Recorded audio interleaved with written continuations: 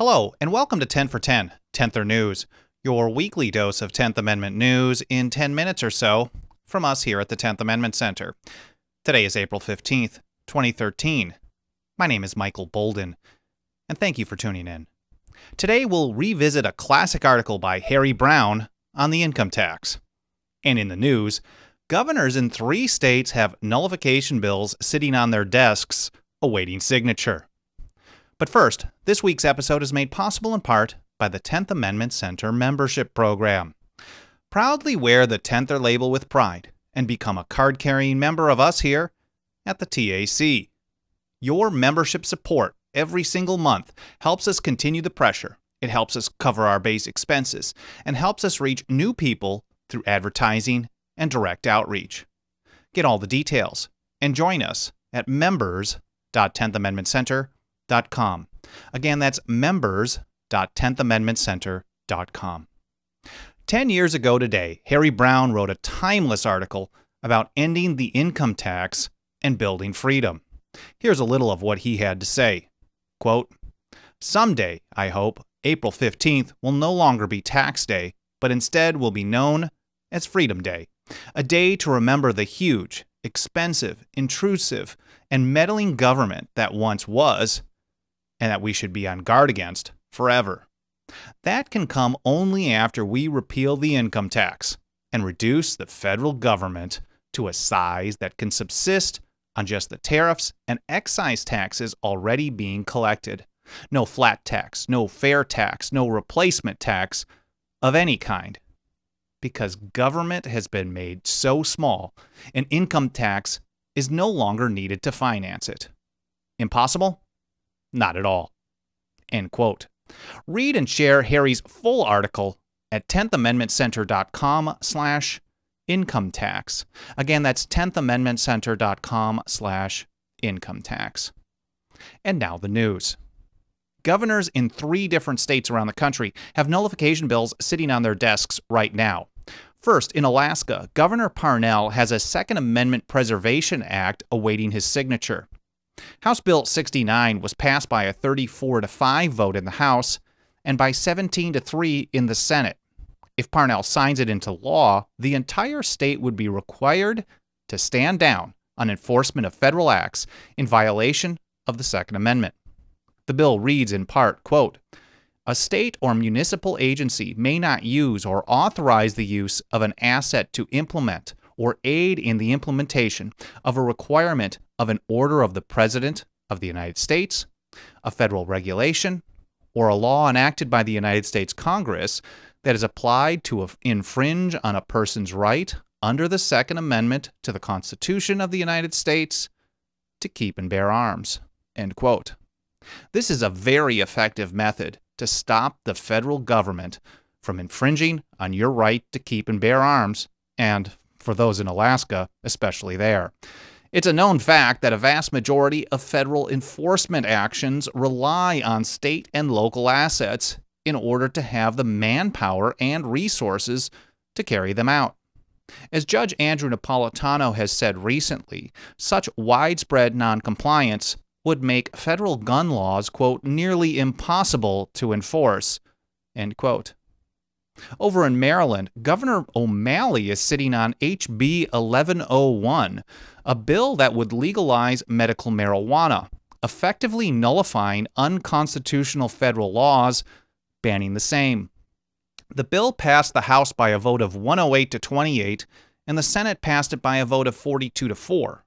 O'Malley has pledged to sign the bill, which would authorize a very limited program in defiance of the feds.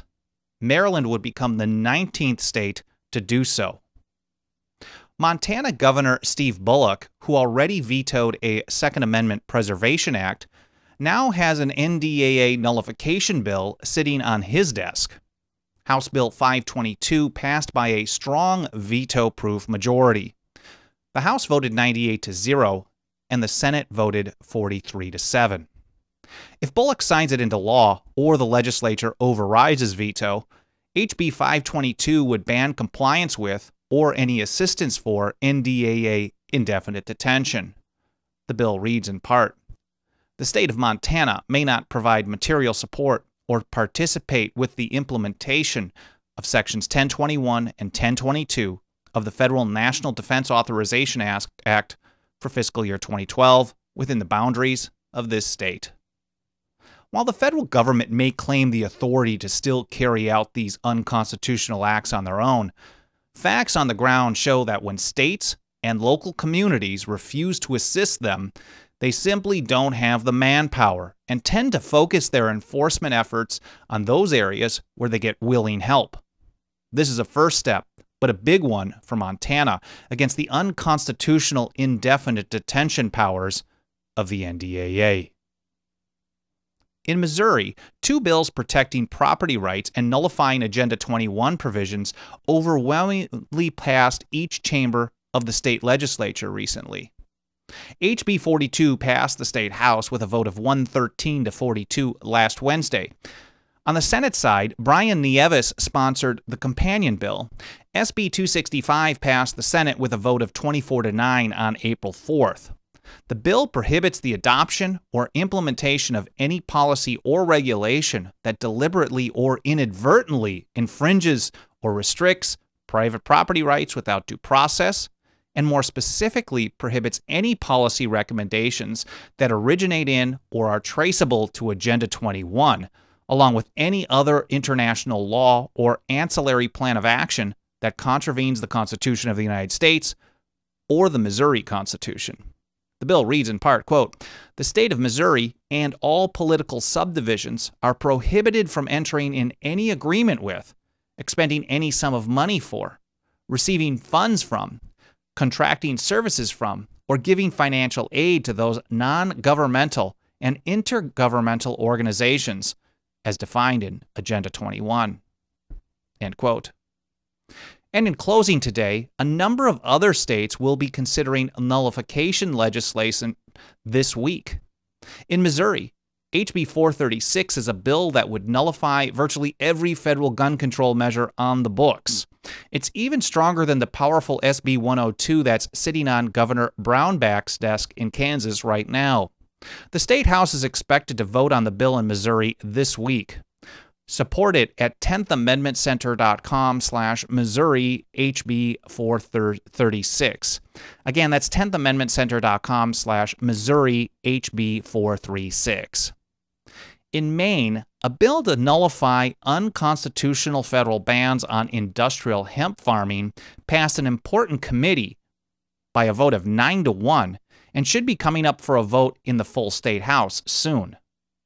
In New Hampshire, State Representative Dan Itz's Liberty Preservation Act to nullify NDAA indefinite detention is coming up for a Senate hearing on Tuesday after passing the State House by a wide margin. Support that bill at 10thamendmentcenter.com/support HB 399. Again, that's 10thamendmentcenter.com/support HB 399. And in Texas, a number of bills are moving forward. We'll report on 2 today. State Representative David Simpson's Travel Freedom Act had a committee hearing last week and should get a vote as soon as Wednesday this week. HB 80 would nullify unconstitutional acts by the TSA and has gotten significant grassroots support on this second attempt by Representative Simpson to protect the Fourth Amendment in his state's airports. And the Second Amendment Preservation Act, HB 928, was passed out of committee and is set to be debated in the powerful Calendars Committee, which determines when the full State House will consider the bill. And that covers our report here today on 10 for 10, 10th News. Get 10 minutes or so of 10th Amendment news every week from us here at the 10th Amendment Center. Watch 10th News every week on youtube.com/10th Amendment Center. View archive shows at news.10thamendmentcenter.com. My name is Michael Bolden. Thanks again for tuning in.